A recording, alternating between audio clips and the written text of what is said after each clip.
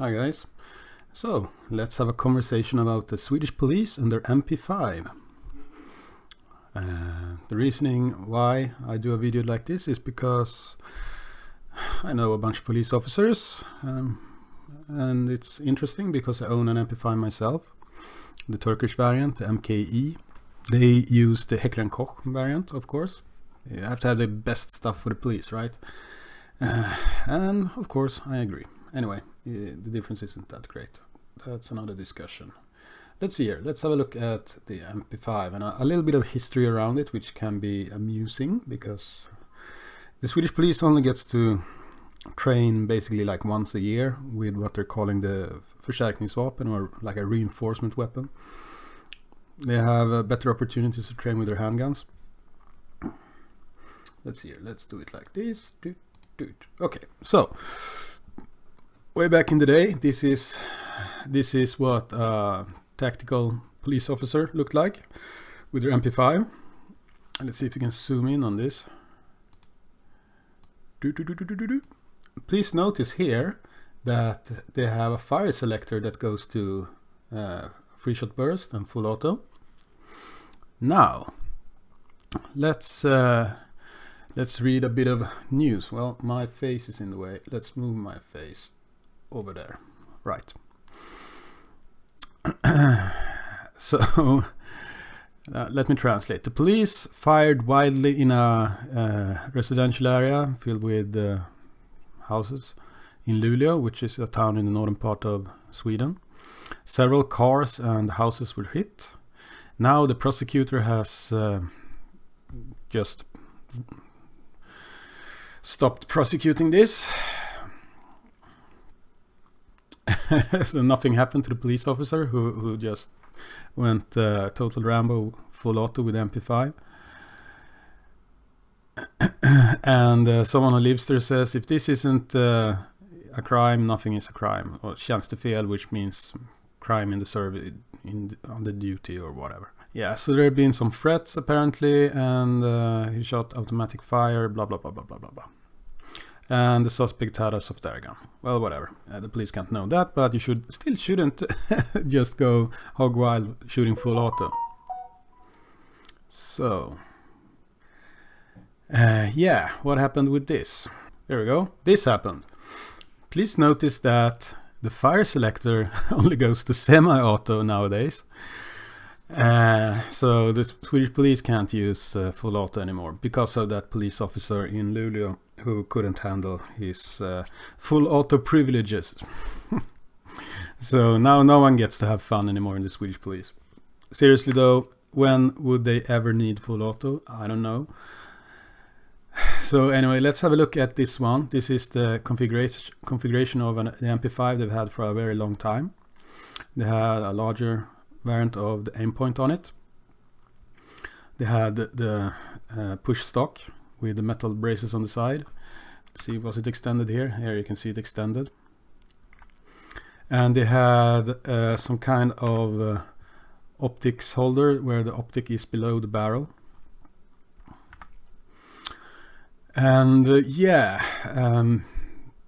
now they changed the configuration. One thing about this configuration, another piece of news I might bring up is a police in Stockholm, this is from 2019, shot off his finger with an exercise with the MP5.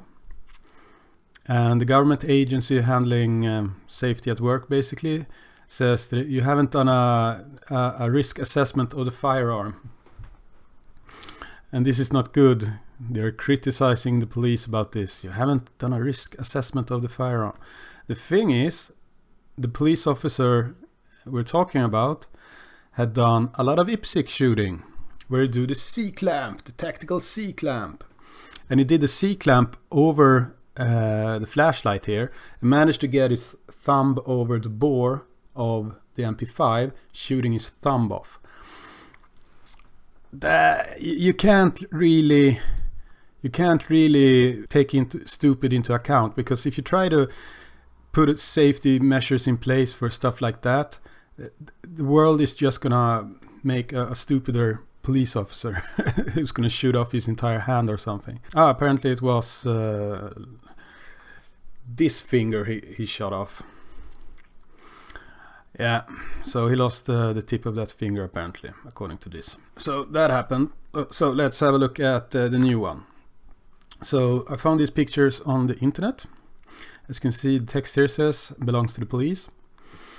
So they have a new handguard with a rail on it, and the lamp is moved a bit more. It's a bit more to the front. And the Ergonomics mount makes it so you can use the diopter sights on the MP5 as backup sights, and then you can use an aimpoint micro variant that takes AAA batteries, I guess. Is it the one? I think it's that one. One of the newer models. And notice the thumb, it's extended, this fire selector. If you look at this one, it has the small knob, which is impossible to reach. So they've extended this. This is very good. It's more ergonomic, so you don't have to release the grip to put the firearm on safe or on fire. And the handguard is Ergonomics as well, so they get good shit. Here's the other side of it. So it has the extended safety selector here as well. And it has a flash header. I'm not sure if they're ever gonna get suppressors. I'm gonna turn off my phone now. Anyway, so you can see the Heckler & Koch manual here as well. So let's discuss the layout of this MP5 compared to mine, just because I have one. So let's compare them. So I don't have the push stock. I have the folding stock.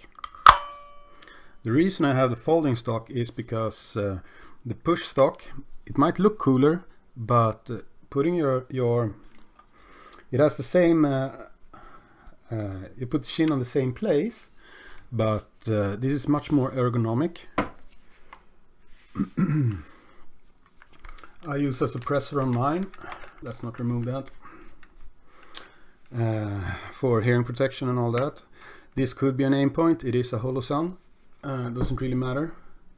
But I have the Ergonomics low mount meant for aim points, and this one is co-witness with the diopter sights as well. So if for some reason the aim point dies, I can still just keep looking at the same spot. This is good because the MP5 with this stock system is meant to look through the diopter. If you don't, you're gonna have to come up higher to look through an aim point that's up here, and then you're gonna get a shin weld instead of a cheek weld. So this is better than this for obvious reasons. I have the extended thumb safety as well, the Magpul one, but on this side I have a smaller one instead of a long one, so I can easily manipulate it and it won't get in the way. If it's a long one that is bent downwards here, it can impact your knuckle. Not sure if I haven't tried theirs, so I don't know if it will do that, but I suspect it does. Other than that, I have an M-lock handguard and I have a grip on it. They don't have a grip on theirs. If you have a grip of any kind, when you use it, you automatically suck in the firearm into your shoulder, much better compared to not having one. And of course I can put the flashlight wherever I want. I can put it here where they use it. I can put it on the side, which is preferable. So I spoke with a police officer who would have preferred to have the flashlight here on the right side and perhaps a push button on the left side, so you can just manipulate it like this and then it will light here.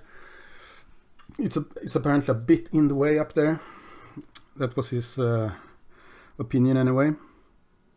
It's not that much of a difference really, but the major one I reacted to was the optic being too high for the stock. If they want to have it higher up, they could get another stock for it, but then it would be awkward to look through these sites. But backup sites are to be used very seldom if the primary site fails. So I think this solution is the best one, because then you can use both without awkward head positions. That's basically it. I do hope that the Swedish police gets to do a lot more training with their weapons, so they get proficient with them, so they don't do stupid shit like going full auto in a residential area, shooting up cars and stuff. Yeah, whatever. So I hope you learned something. There's a lot of different accidents that have happened with the police. One other I read about relatively recently was a police officer managed to, he did the dry fire thing, but he did it with a magazine. So he removed the magazine, checked the chamber, put the magazine back in, and was supposed to dry fire it. Just that it was around in the magazine. So it put the bolt, put it in the chamber and fired it, of course. Why would you do that? That's so stupid. So he managed to kill like lockers in a locker room or something. Fortunately, no one has gotten hurt by these stupid things, except that policeman and his finger top. Yeah, shit happens. Be careful with your firearms, and I hope that someday they get a better ergonomic solution for their MP5s. But I wouldn't hold my breath, because the people deciding these things in the Swedish police apparently doesn't have the same opinions as I do on these matters. Yeah. Good luck for all you police officers having to use these things, and have a nice day.